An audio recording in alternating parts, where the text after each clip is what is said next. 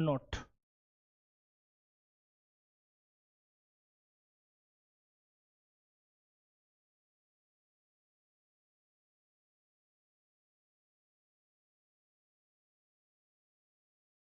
तो स्टार्ट कर रहे हैं। आई होप कि मेरी आवाज़ सही से आ रही है। स्टार्ट करें।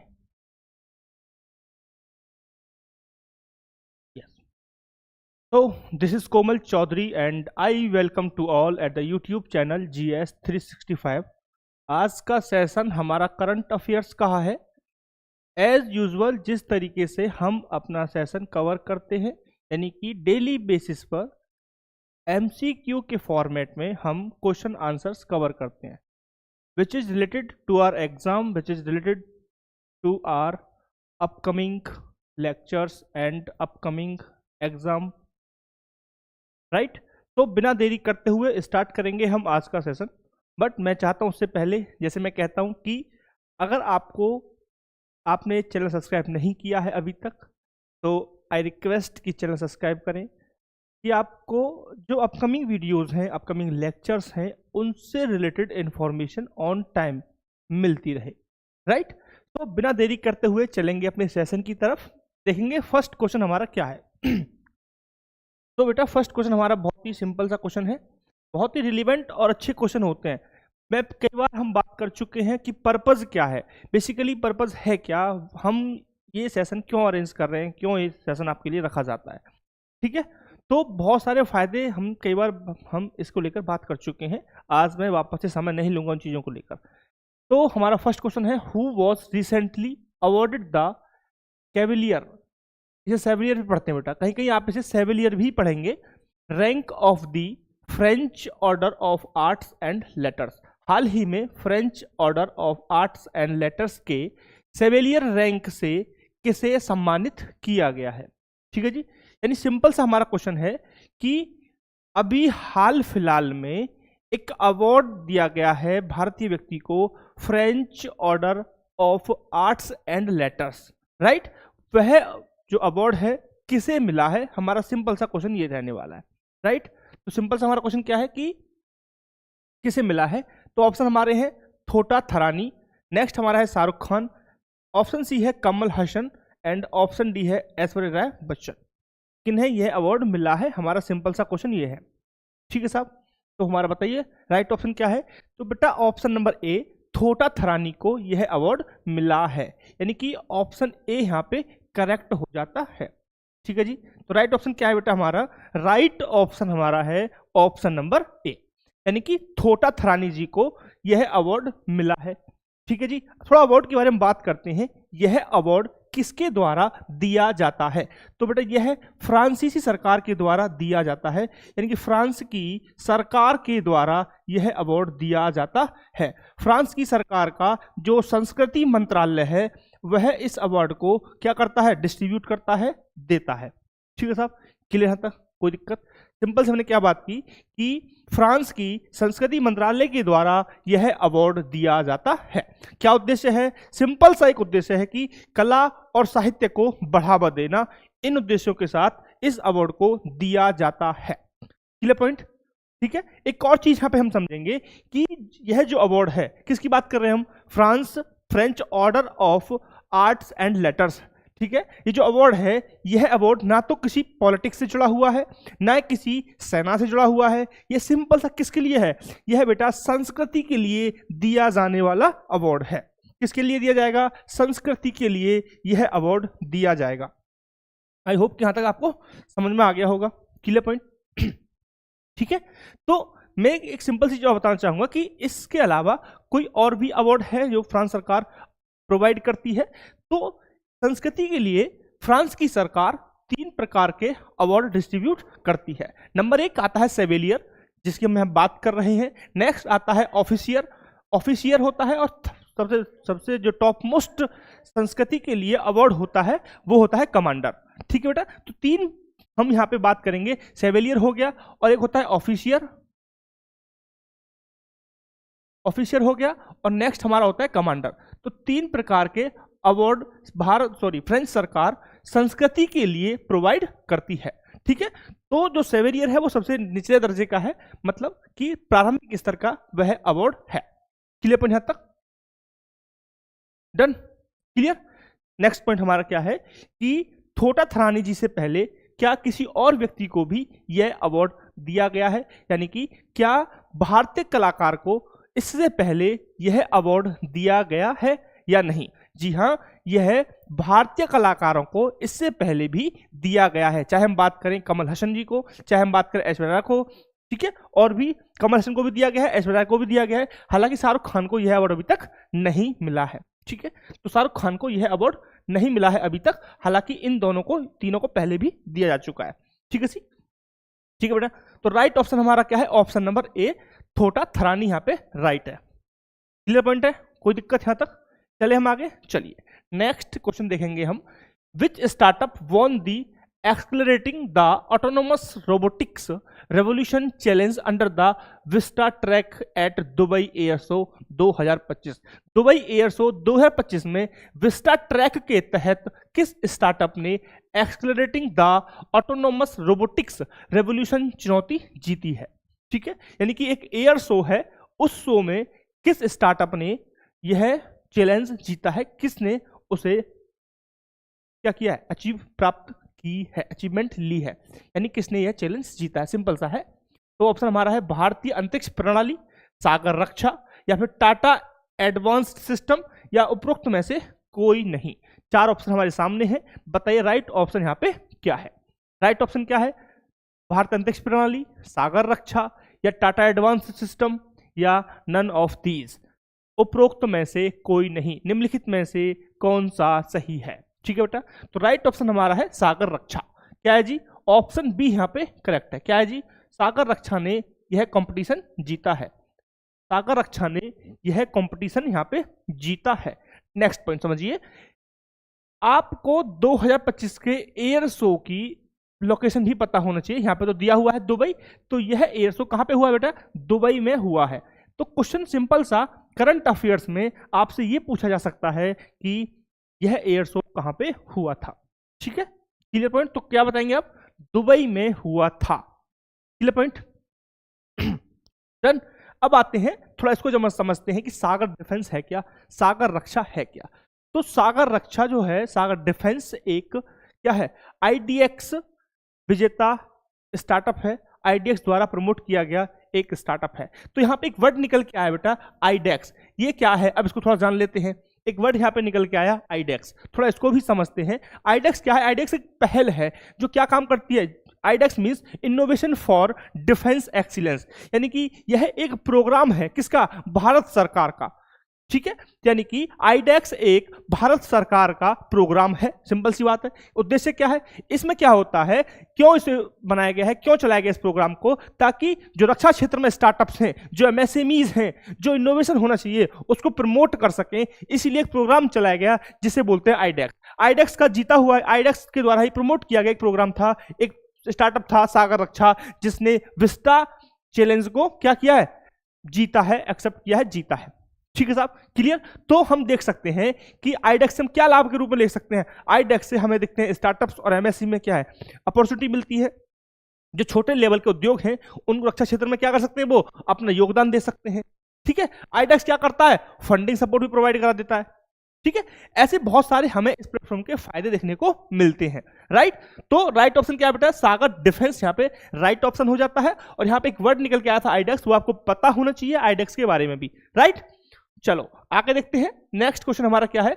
विच two institution sign the MOU for the strengthening joint studies research and technical contributions in advanced telecom technology, यानी कि उन्नत दूरसंचार प्रौद्योगिकी में संयुक्त अध्ययन, अनुसंधान और तकनीकी योगदान को मजबूत करने के लिए किन दो संस्थानों ने समझौता ज्ञापन हस्ताक्षर किया है? यानी कि एडवांस्ड जो टेलीकॉम टेक्नोलॉजी है उसके इनोवेशन के लिए, उसमें अध्ययन करने के लिए, अनुसंधान करने के लिए किन दो संस्थाओं ने एमओयू साइन किया है? ऑप्शन हमारे हैं ट्राई और आईआईटी बॉम्बे, बीएसएनएल और आईआईटी मद्रास, दूरसंचार इंजीनियरिंग और IIT Delhi, and ISRO IISc Bangalore. Right option हमारे यहाँ पे क्या है? बताओ बेटा। जल्दी से बताओ राइट ऑप्शन यहाँ पे क्या है। तो सिंपल सा हमारा राइट ऑप्शन है ऑप्शन नंबर सी। ठीक है, तो किन किन के बीच हुआ है एमओयू? दूरसंचार इंजीनियरिंग एंड आईआईटी दिल्ली। ठीक है साहब, आप ये याद रखेंगे। सिंपल सा क्वेश्चन है, सिंपल फैक्ट है, इसमें कोई इफ और कोई बट नहीं है, सिंपल आपको याद रखना है। ठीक है साहब, एक मिनट देना।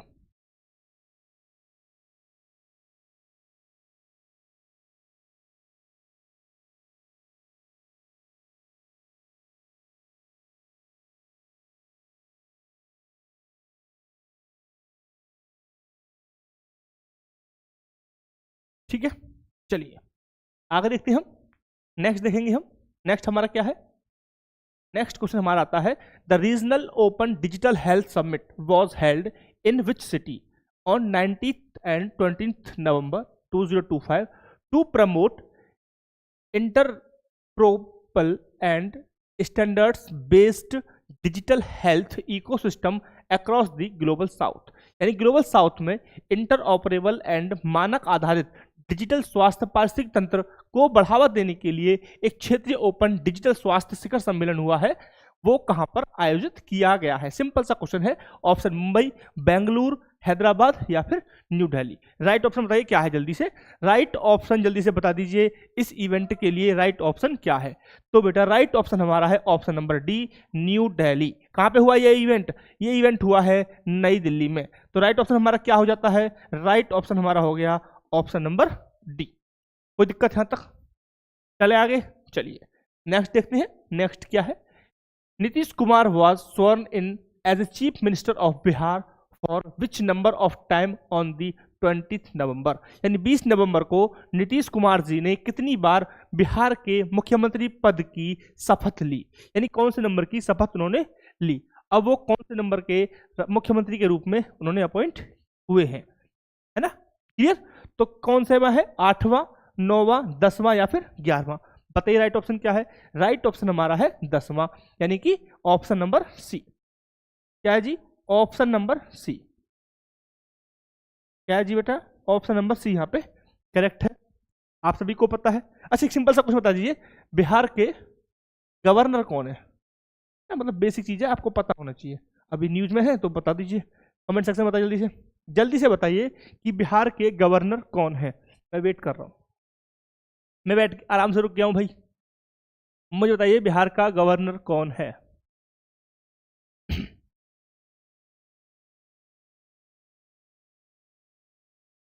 ठीक है, तो क्या है जी? आरिफ मोहम्मद। कमेंट किसी ने किया ही नहीं तो मेरे को बताना पड़ेगा, लग रहा है किसी को पता ही नहीं है। आरिफ मोहम्मद। ठीक है साहब, क्लियर? चलिए नेक्स्ट आएंगे हम। नेक्स्ट हमारा है intellectual property rights for the new coat combat digital print secured by the Indian army. It was introduced by the Indian army in which year? भारतीय सेना द्वारा सुरक्षित new coat combat digital print के लिए बौद्धिक संपदा अधिकार, इसे भारतीय सेना द्वारा किस वर्ष में पेश किया गया था? भारत को आईपीआर मिल गया है किसके लिए? जो भारत का कॉम्बैक्ट सूट है, आर्मी सूट है ना, उसकी जो डिजाइन है, जो जो प्रॉपर्टी है राइट है न्यू को, जो भारत का वायुसेना सॉरी जो आर्मी है, जो भारतीय सेना है, उस सेना की जो यूनिफॉर्म है, उसकी जो प्रिंटिंग है, उसके लिए आईपीआर किया था भारत सरकार ने। तो कब किया था, क्वेश्चन ये है। हालांकि अब उसे आईपीआर मिल गया है, आईपीआर मतलब इंटेलेक्चुअल प्रॉपर्टी राइट्स मिल चुके हैं उस सूट के लिए। ठीक है, तो ये कब किया था? ऑप्शन ए है 2022, 2023, 2024, 2025। बताइए कब अप्लाई किया था आईपीआर के लिए? क्वेश्चन हमारा सिंपल सा है, कब किया था बेटा? 2025, यानी कि ऑप्शन डी यहाँ पे करेक्ट है। तो राइट ऑप्शन क्या है बेटा? Option number D. तो आईपीआर के लिए कब अप्लाई किया था? 2025 में, जनवरी में उन्होंने किया था, और अभी इनको मिल गया है। ठीक है, आईपीआर यानी कि इंटेलेक्चुअल प्रॉपर्टी राइट्स इनको मिल गए हैं। ठीक है, तो मेरा सिंपल सा यहाँ पे क्वेश्चन ये है कि जो नया कॉम्बैक्ट कोट है उसे डेवलप किसने किया था, बनाया किसने किया था? सिंपल सा क्वेश्चन है कि जो कोट है न्यू कॉम्बैक्ट कोट, इसको डेवलप किसने किया था, बनाया किसने था भाई? डेवलप किसके द्वारा किया गया था? मुझे सिंपल सा कमेंट सेक्शन बता दो कि इस कोट को किसने बनाया था। बताइए। तो बेटा किसने बताया? निफ्ट एक करके एक कंपनी है, NIFT, NIFT, NIFT, national institute of national institute of fashion technology. कहाँ पे है ये? न्यू दिल्ली। ठीक है, इसके द्वारा इसे डिजाइन किया गया था, साथ ही साथ मैन्युफैक्चर भी इसके द्वारा ही किया गया है। ठीक है, क्लियर पॉइंट। नेक्स्ट आप समझिए, यहाँ पे चीज मेरे को समझ, एक चीज मेरे को लगती है कि आपको पता होना चाहिए कि आईपीआर होता क्या है ना। बहुत ही बेसिक और फंडामेंटल चीज है IPR, intellectual property rights, IPR. ठीक है, तो ये ऐसे बेसिकली कुछ कानूनी अधिकार होते हैं जो किसी व्यक्ति या संस्था को उसकी जो रचनात्मक प्रवृत्ति है या बुद्धि के आधार पर उसने कुछ काम किया है, नया कुछ लाया है, उसे उसके लिए अधिकार दिए जाते हैं। ठीक है, ताकि इसका उद्देश्य क्या है? यह सुनिश्चित करना कि किसी व्यक्ति को जो नई खोज की है किसने, साहित्य कला हो, चाहे डिजाइन है, चाहे कोई ब्रांड है, चाहे कोई टेक्नोलॉजी बेस है, उसका उपयोग बिना उसकी परमिशन के ना हो। ठीक है, और साथ ही साथ उसने जो खोज की है या उसने अपना टाइम इन्वेस्ट किया है, पैसे इन्वेस्ट किए, जो भी कुछ इन्वेस्ट किया है, उसका उसे कुछ ना कुछ रिटर्न मिले, इस उद्देश्य के साथ आईपीआर दिए जाते हैं। ठीक है, यानी कि बिना किसी उसकी मर्जी के उसके प्रोडक्ट को यूज ना किया जाए। राइट, जैसे कि मेरा कुछ है, मैंने कोई बनाया, कोई प्रोडक्ट, मैंने सपोज करो ये पेंसिल मैंने बना दी है ना, अभी बना दी मैंने, अब मैं चाहता हूँ ये पेन को यूज ही ना करे। ठीक है, तो ऐसे तो अब मैं ऐसे चैनल पे दिखा रहा हूँ पेन ऐसे घुमा घुमा के, कोई कॉपी कर लेगा। ठीक है, लेकिन कोई कॉपी करके इसका यूज नहीं कर सकता है अगर ये मैंने बनाई, मेरे नाम पे इसका आईपीआर है तो। ठीक है, तो क्या होगा? वो आईपीआर का वायलेशन हो जाएगा और सजा हो जाएगी। राइट, तो इसीलिए आईपीआर किया जाता है ताकि किसी को अगर यूज करना है ये पेन तो वो मुझसे परमिशन देगा, परमिशन मुझसे लेगा इस पेन के लिए, और परमिशन लेगा तो मुझे कुछ इसके बदले देगा भी, है ना। तो इससे क्या हो रहा है? इसीलिए आईपीआर दिया जाता है, आईपीआर फाइल किया जाता है। तो भारत सरकार ने, जो सेना ने, इस सूट के लिए भी आईपीआर किया था। सूट किसने बनाया है? निफ्ट ने बनाया है सूट। ठीक है, फुल फॉर्म क्या बताया मैंने? National institute of fashion technology, NIFT. Right, इसके द्वारा इसको बनाया गया, डिजाइन भी किया गया और मैन्युफैक्चर भी इसी के द्वारा किया गया। सिंपल। ठीक है, अब समझिए कि बौद्धिक संपदा, हम जिसकी बात कर रहे हैं आईपीआर, ठीक है, तो ये कई प्रकार की होती है। ठीक है, जैसे कि हम बात करें, एक होता पेटेंट। ठीक है, पेटेंट का होता है जैसे आपने कोई चीज खोज कर दी, किसी की कोई टेक्नोलॉजी है, उसको लेकर पेटेंट किया जाता है। राइट, एक होता है कॉपीराइट, सभी आईपीआर में ही आते हैं बेटा। लेकिन एक होता है कॉपीराइट। कॉपीराइट किस पे होता है? जैसे साहित्य हो गया, कोई संगीत हो गया, कोई कोई आपका आर्ट हो गया, कोई सॉफ्टवेयर है ना, उन सब का कॉपीराइट होता है। जैसे अगर मैं कुछ प्रोवाइड करा रहा हूँ, ये डाटा है, ठीक है, ये क्वेश्चंस हैं, ये मैंने लिखे हैं, अगर मैं इसको इस पे ऊपर लिख दूँ कॉपीराइट, इसको कोई इसको यूज नहीं कर सकता है कोई। ठीक है, क्योंकि ये मेरा है, मैंने खुद से बनाया है, इसे कोई यूज करेगा तो वो क्या होगा? कॉपीराइट का वायलेशन होगा। इसी तरीके से एक और कैटेगरी आती है, वो होता है ट्रेडमार्क। ट्रेडमार्क जो होता है वो ब्रांड्स के लिए होता है, लोगो हो गया, है ना। जैसे कि आप चैनल पर जाएंगे तो मेरा एक लोगो बना हुआ है अभी, ठीक है, अभी वो रजिस्टर्ड नहीं है, रजिस्टर्ड हो जाएगा तो चल जाएगा फिर। ठीक है, तो लोगो हो गया, स्लोगन हो गए, नारे, इन सब को लेकर क्या होता है? ट्रेडमार्क लगाए जाते हैं। ठीक है, क्लियर। तो कहीं कहीं आप पढ़ते होगे, जब आप जीएस पढ़ते हैं तो आपको जीआई टैग बोलते हैं, है ना, ज्योग्राफिकल इंडिकेशन, जीआई टैग अभी मिले बहुत सारे, अभी मैं नेक्स्ट लेक्चर में लाऊंगा उनसे रिलेटेड क्वेश्चंस।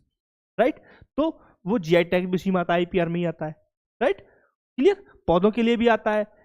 तो ऐसे कई कैटेगरीज हैं जिन्हें हम ओवरऑल मिला के बोलते हैं आईपीआर, यानी कि कोई भी ऐसी चीज जो नायाब है, जो नई खोजी गई है किसी व्यक्ति के द्वारा, उसको सुरक्षित करने के लिए, ताकि उसकी अनुमति के बिना उसका प्रयोग ना हो। राइट, इसलिए आईपीआर जारी किया जाता है और आईपीआर दिया जाता है। ठीक है बेटा, कोई दिक्कत यहां तक? कोई दिक्कत परेशानी? बताओ। एक सिंपल सा है तो क्वेश्चन आता है कि आईपीआर को रेगुलेट कौन करता है?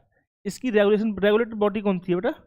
रेगुलेटरी बॉडी कौन सी है? रेगुलेटरी बॉडी कौन सी है? बताना, क्या नाम है रेगुलेटरी बॉडी का? बताओ इसे, क्या नाम है? क्या नाम बताओ?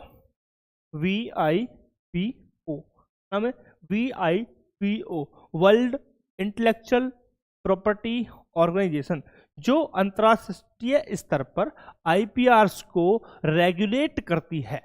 उस संस्था का नाम क्या है? क्या नाम बेटा? WIPO। क्लियर है तक? आई होप कि आपको समझ में आ गया होगा। अब हम बढ़ेंगे नेक्स्ट क्वेश्चन की तरफ। जी, नेक्स्ट हमारा क्वेश्चन क्या है? नेक्स्ट हमारा है which organisation have entered into a strategic partnership with Niti Aayog Atal innovation mission to boost the financial literacy governance across innovation ecosystem of India. Bharat के नवाचार पारिस्थितिकी तंत्र में वित्तीय साक्षरता शासन को बढ़ावा देने के लिए किस संगठन ने नीति आयोग के अटल इनोवेशन मिशन के साथ रणनीतिक साझेदारी में प्रवेश किया है?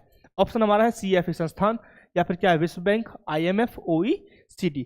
किस संस्थान के द्वारा नीति आयोग के साथ एक स्ट्रेटेजिक पार्टनरशिप यहाँ पे की गई है? तो सिंपल सा हमारा ऑप्शन है CFA संस्थान, यानी कि ऑप्शन नंबर ए। ऑप्शन नंबर ए यहाँ पे बेटा करेक्ट हो जाएगा हमारा, ऑप्शन नंबर ए। ठीक है साहब, क्लियर पॉइंट। तो क्या हुआ है, नीति आयोग के साथ अटल इनोवेशन मिशन CFA संस्थान ने एक रणनीतिक साझेदारी क्या की है, MOU साइन कर लिया है, जिसका सिंपल सा उद्देश्य है कि भारत में इनोवेशन इकोसिस्टम को क्या करना है, फाइनेंशियल प्रमोट करना है और प्रशासन को भी बढ़ावा देना है।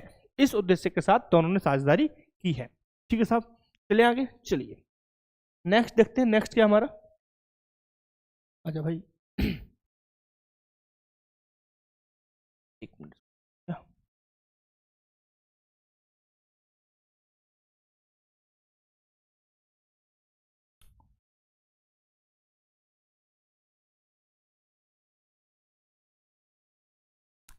एक मिनट देना, तो हैंग हो गया आज।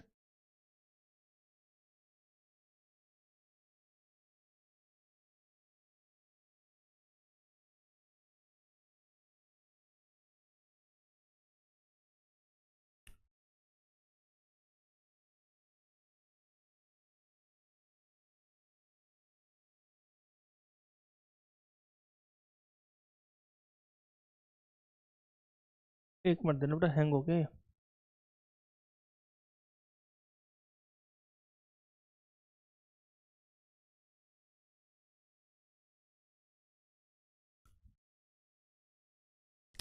सिस्टम ही हैंग हो गया, बताओ क्या करें। अब चलेगा, ऑनलाइन रहो थोड़ी देर, क्या हो गया।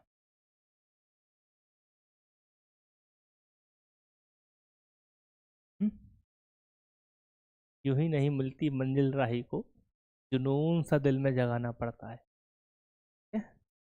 कि यूं ही नहीं मिलती मंजिल राही को, जुनून सा दिल में जगाना पड़ता है।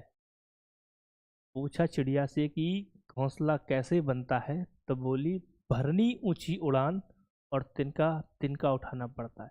ठीक है, तो बूंद बूंद से घड़ा भर जाता है। लेकिन क्या होता है, जब आप कंटिन्यूसली मेहनत करेंगे तब।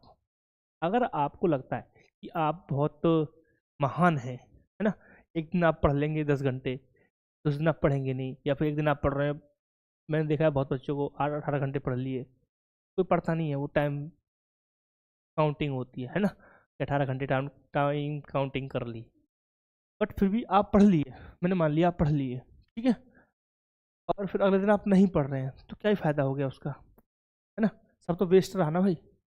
अगर आप कंटिन्यूसली मेहनत नहीं कर रहे हैं ना, तो फिर वो वेस्ट है, फिर आप कुछ नहीं करेंगे, आप ये मान लो, ठीक है। और ये आप मान के मेरी बात मान नहीं लेना कि you are not going to select, ठीक है। अगर आप लगातार पढ़ेंगे ना, तो ही उसका फ़ायदा होगा। आप लगातार पढ़ेंगे तो ही आप किसी चीज़ का फ़ायदा ले सकते हैं, ठीक है। अगर आपको लग रहा है कि आप बहुत महान है, तो आप गलत फहमी में हैं, है ना। चलिए आते हैं क्वेश्चन पे। तो नेक्स्ट हमारा क्वेश्चन ये आ गया, ठीक है। चलिए नेक्स्ट पे आते हैं, बैक टू पैनल, क्योंकि स्टार्ट हो चुका है। What is the name of India's first, एक मिनट,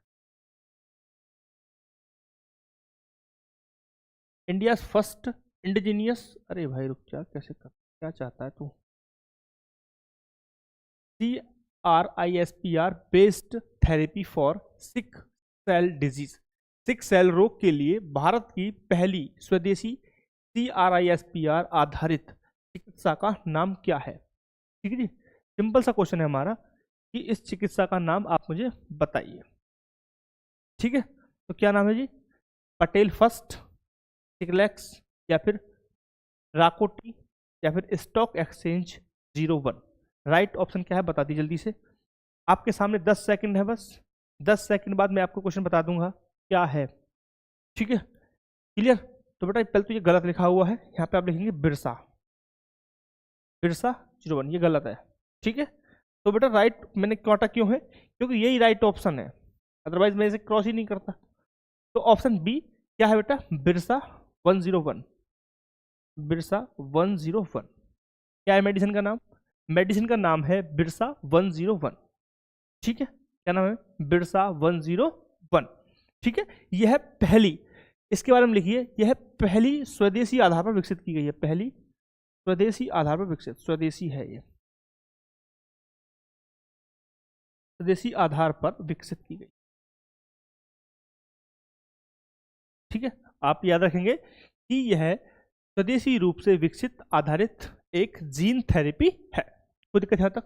ठीक है साहब, दूसरा आप समझिए, इसे अभी बिरसा नाम दिया गया है, बिरसा जी कौन थे, बिरसा मुंडा हम कवर कर चुके हैं, 150वीं जयंती मनी है उनकी, इस अवसर पर उनके सम्मान में इस मेडिसिन का नाम बिरसा 101 रखा गया है। ठीक है साहब, क्लियर पॉइंट यहां तक, कोई दिक्कत। चलिए नेक्स्ट देखेंगे, नेक्स्ट क्या हमारा, where was the 7th meeting of Colombo security conclaves national security adviser held in 2025। 2025 में कोलंबो सुरक्षा कॉन्क्लेव की राष्ट्रीय सुरक्षा सलाहकारों की 7वीं बैठक कहां आयोजित की गई है। ऑप्शन है नई दिल्ली, कोलंबस या फिर मॉरिस, मालदीव। राइट ऑप्शन यहां पे क्या बताओ जरा, जल्दी से बताओ राइट ऑप्शन क्या है। ऑप्शन है हमारे नई दिल्ली, कोलंबस, मॉरिस, मालदीव। ठीक है जी, राइट ऑप्शन क्या है हमारा बताइए, राइट ऑप्शन है नई दिल्ली। तो बेटा कहां पे इवेंट हुआ है, न्यू दिल्ली में हुआ है, और ऑप्शन यहां पे कौन सा सही है, ऑप्शन ए यहां पे करेक्ट हो जाता है। ठीक है, क्लियर पॉइंट है यहां तक। ठीक, दूसरा समझिए कि इस इवेंट में मलेशिया इनवाइटेड था, इस इवेंट में मलेशिया इनवाइटेड था, मलेशिया इस इवेंट में इनवाइटेड था, और सेशेल्स ऑब्जर्वर था, सेशेल्स ऑब्जर्वर, OBSERVER ऑब्जर्वर था। ठीक है साहब, क्लियर पॉइंट यहां तक।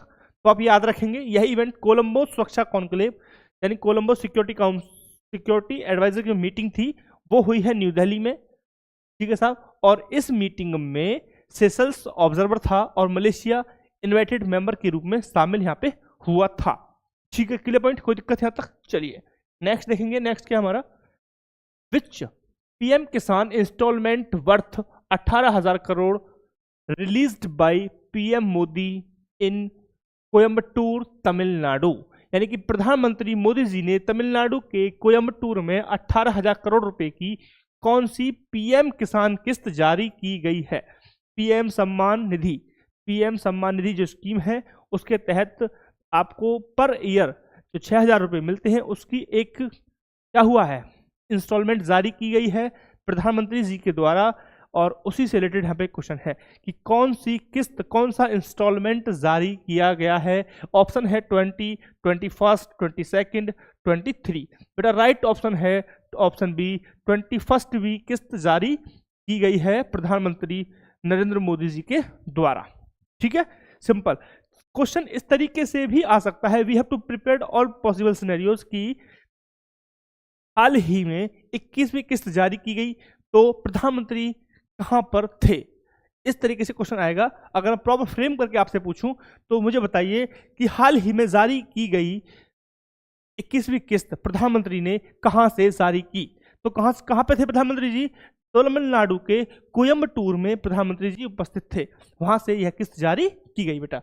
ठीक है साहब, चलिए आगे आते हैं। नेक्स्ट है what is the BVS-10 Sindhu that was recently seen in news. हाल ही में खबरों में आई BVS-10 सिंधु क्या है। यानी कि एक नया वर्ड निकल के आया BVS-10 सिंधु, इसके बारे में हमारा क्वेश्चन है। और ये क्या है, एक विशेष ऑल टेरेन बख्तरबंद वाहन है, या फिर एक भारी लिफ्ट परिवहन हेलीकॉप्टर है, या फिर नेक्स्ट हमारा है एक नई भारतीय नौसेना पनडुब्बी है, एक स्वदेशी ड्रोन झुंड प्रणाली है। ठीक है जी, यानी कि इसके बारे में आपको बताना है BVS-10 सिंधु क्या है। आपके ऑप्शन है a specialised alternate MO armed vehicle, next हमारा है a heavy lift transport helicopter, या फिर हम बात करें a new Indian navy submarine, या फिर an indigenous drone swarm system. बताइए राइट ऑप्शन यहाँ पे क्या है। तो बेटा राइट ऑप्शन क्या है, जो BBS-10 है यह एक विशेष रूप से ऑल टेरेन बख्तरबंद वाहन है, एक व्हीकल है जो अलग अलग टेरेन में चल सकता है। ठीक है, क्लियर पॉइंट।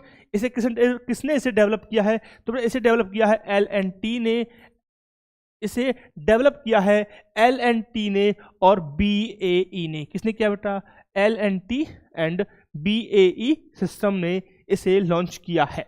ठीक है साहब, क्लियर पॉइंट, राइट। कोई दिक्कत यहां तक।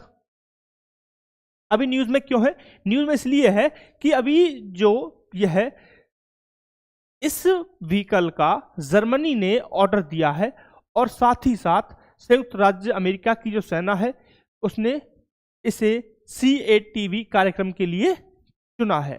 ठीक है, यानी कि cold weather all terrain vehicle के रूप में इसे चुना है USA ने, और साथ ही साथ जर्मनी ने इसे ऑर्डर दिया है, इस कारण यह न्यूज में है। ठीक है, इसका नाम क्या है, एक विशेष ऑल टेरेन बख्तरबंद वाहन। ऑल टेरेन यानी कि आसानी से ये सभी टेरेन में चल सकती है, चाहे हम बर्फ की बात करें, चाहे हम बात करें दलदली भूमि की, चाहे हम पहाड़ों की बात करें, चाहे हम बात करें ऐसे एरियाज जो बहुत ही ज़्यादा उबड़ खाबड़ होते हैं, ये सभी प्रकार की जो टेरेन्स होते हैं उनमें इजीली चल सकती है, मूवमेंट कर सकती है। Right, clear point. क्या और भी कोई देश है जो इसे यूज करता है? जी हाँ, ऑस्ट्रेलिया यूज करता है, फ्रांस है, नीदरलैंड है, स्वीडन, यूक्रेन, UK, तो सभी जो विकसित देश हैं वो ज्यादातर इसे यूज करते हैं। Right, clear. चलिए नेक्स्ट देखते हैं, नेक्स्ट हमारा क्या है। नेक्स्ट क्वेश्चन है NASAMS national advanced surface to air missile system was jointly developed by which two countries, यानी NASAMS किन दो देशों के द्वारा संयुक्त रूप से विकसित किया जाता है? ऑप्शन है फ्रांस और Bharat, USA and Norway, next हमारा है चीन और जापान, ऑप्शन डी है भारत और रशिया। किन दो देशों के द्वारा NASAMS को डेवलप किया गया है? ऑप्शन हमारा कौन सा करेक्ट है बेटा? तो यह विकसित किया गया है USA और नॉर्वे के द्वारा, यानी कि ऑप्शन बी हमारा यहाँ पे करेक्ट हो जाएगा। क्या आंसर हो जाएगा बेटा? ऑप्शन बी यहाँ पे करेक्ट हो जाएगा। राइट, कोई दिक्कत यहां तक? अभी ये न्यूज में क्यों है? क्योंकि अभी हाल ही में ताइवान के लिए USA ने अलाउ कर दिया है, अब ताइवान इस सिस्टम को क्या करने वाला है? परचेज करने वाला है। ठीक है साहब, इसलिए यह न्यूज में है और आपको पता होना चाहिए कि किन दो देशों के द्वारा इसे डेवलप किया गया है। क्लियर पॉइंट यहां तक? डन। चलिए नेक्स्ट देखते हैं, नेक्स्ट हमारा क्या है, नेक्स्ट क्वेश्चन क्या है। नेक्स्ट हमारा है रतन महल wild life sanctuary is located in which state. देखो बहुत सारे क्वेश्चन आ रहे हैं एनवायरमेंट से बहुत अपडेट अब की बार। ठीक है, और आपको जब भी न्यूज में रहेगा वो चीज आपको पता होना चाहिए, तो बहुत ज्यादा चांसेस हैं कि एनवायरमेंट से रिलेटेड आपको क्वेश्चन मिले। ठीक है, अब ये ऐसा नहीं ज्योग्राफी का सेगमेंट हो गया, कोई कहेगा कि किसका सेगमेंट है, नहीं भाई, करंट अफेयर्स में है, आपको पता होना चाहिए। एग्जामिनर जो है वो आपसे उम्मीद कर रहा है कि आपको पता होना चाहिए कि ये न्यूज में है। ठीक है, तो ये रतन महल वन्यजीव अभ्यारण्य किस राज्य में स्थित है? ऑप्शन है कर्नाटक, महाराष्ट्र, बिहार या फिर गुजरात। किस राज्य में स्थित है रतन महल वन्यजीव अभ्यारण्य? जी बताइए राइट ऑप्शन क्या है? राइट ऑप्शन हमारा है गुजरात। क्या है बेटा? राइट ऑप्शन है गुजरात, यानी कि ऑप्शन नंबर डी यहाँ पे हमारा करेक्ट हो जाता है। ठीक है साहब, क्या है? गुजरात है। क्लियर पॉइंट है। न्यूज में क्यों है अभी सुन लीजिए। न्यूज में इसलिए है कि एक जंगली बाघ जो दशकों पहले इस वन्यजीव अभ्यारण्य से चला गया था, उसकी उपस्थिति वापस से देखी गई है, जिस कारण यह न्यूज में बना हुआ है। ठीक है जी, क्लियर। तो रतन महल की बात करें हम, रतन महल को 1982 ईस्वी में वाइल्ड लाइफ सेंचुरी का स्टेटस दिया गया था। यह गुजरात और मध्य प्रदेश की सीमा पर उपस्थित है। कहां पर बेटा? गुजरात और मध्य प्रदेश की सीमा पर उपस्थित है। ठीक है, क्लियर पॉइंट। कहां पर उपस्थित है? गुजरात और मध्य प्रदेश की सीमा पर उपस्थित ये है। क्लियर। 1982 में इसे स्टेटस मिला था वाइल्ड लाइफ सेंचुरीज का, यानी कि वन्य जीव अभ्यारण्य का स्टेटस इसे 1982 ईस्वी में मिला था। राइट, कोई दिक्कत यहाँ तक? चले आगे जी। नेक्स्ट ऑप्शन हमारा है who was awarded the Indira Gandhi prize for peace, disarmament and development for 2024। 2024 की शांति, निशस्त्रीकरण और विकास के लिए इंदिरा गांधी पुरस्कार से किसे सम्मानित किया गया है? Michelle Bachelet, Malala Yousafzai, Angela Merkel या फिर एंटोनियो गुटेरेस। राइट ऑप्शन हमारा क्या है? तो राइट ऑप्शन हमारा है option number A, Michelle Bachelet. किसे मिला है बेटा? यह अवार्ड मिला है मिशेल बैचलेट को, यानी कि ऑप्शन नंबर ए हमारा यहाँ पे ठीक हो जाता है। क्लियर पॉइंट यहाँ तक? ठीक है, तो बात करें हम मिशेल बैचलेट की, तो यह चिली की पहली और एकमात्र महिला राष्ट्रपति हैं। तो बेटा ये चिली की कौन है? चिली की प्रेसिडेंट हैं, राष्ट्रपति हैं। ठीक है, और यह एकमात्र और पहली, ठीक है, दोनों लिख देता हूं, पहली एवं एकमात्र महिला राष्ट्रपति हैं। ठीक है, उन्हें यह अवार्ड दिया गया है। साथ ही साथ यह यूएन में ह्यूमन राइट्स के हाई कमिश्नर भी रह चुकी हैं, यानी कि बहुत ही सामान्य पर्सनैलिटीज ये हैं। ठीक है, बात करें इस अवार्ड को लेकर, तो यह अवार्ड राष्ट्रीयता, जाति, धर्म या किसी इन चीजों के आधार पर ना होकर के किसी व्यक्ति को या संगठन को प्रतिवर्ष हर साल दिया जाता है। Right, clear? क्यों दिया जाता है? जो व्यक्ति अंतर्राष्ट्रीय शांति, निशस्त्रीकरण की बात करे, नस्लीयता समानता की बात करे, सद्भावना की बात करे, सद्भाव की बात करे, या इन सबको बढ़ावा देने की जो बात करेगा, ऐसे व्यक्तियों को यह सम्मान दिया जाता है। यानी कि किसी व्यक्ति की राष्ट्रीयता किस देश से है, किस धर्म से है, किस जाति से है, इस आधार पर ना होकर कि शांति, निशस्त्रीकरण, नस्लीयता समानता, सद्भावना, भाईचारा, इन सब के प्रभाव जो भाव हैं उनको बढ़ाने के लिए जो कार्य करते हैं उनको यह सम्मान दिया जाता है। शाबाश, कोई दिक्कत? चलिए, तो बेटा राइट ऑप्शन हमारा है option number A and Michelle Bachelet. आइए अब बढ़ेंगे नेक्स्ट की तरफ। Where was the regional open digital health summit 2025 held? क्षेत्रीय ओपन डिजिटल स्वास्थ्य शिखर सम्मेलन 2025 कहां आयोजित किया गया? या फिर चेन्नई। राइट ऑप्शन क्या है हमारा? बताइए जी, राइट ऑप्शन यहां पे क्या है? ऑप्शन हमारे सामने है बेंगलुरु, हैदराबाद, चेन्नई, नई दिल्ली। राइट ऑप्शन क्या है? तो राइट ऑप्शन हमारा है नई दिल्ली, यानी कि ऑप्शन बी हमारा यहाँ पे करेक्ट है बेटा। कौन सा ऑप्शन करेक्ट हो गया? ऑप्शन नंबर बी, नई दिल्ली में यह इवेंट आयोजित हुआ था। ठीक है साहब, क्लियर पॉइंट? तो thank you, this is the day and thank you very much for watching the video. If you are liking the video, so don't forget to share the video, because I already and always said that it will not charge you anything, but it will give us a motivation to work hard for you. So thank you very much and keep liking, keep sharing, keep subscribing the channel. Thank you.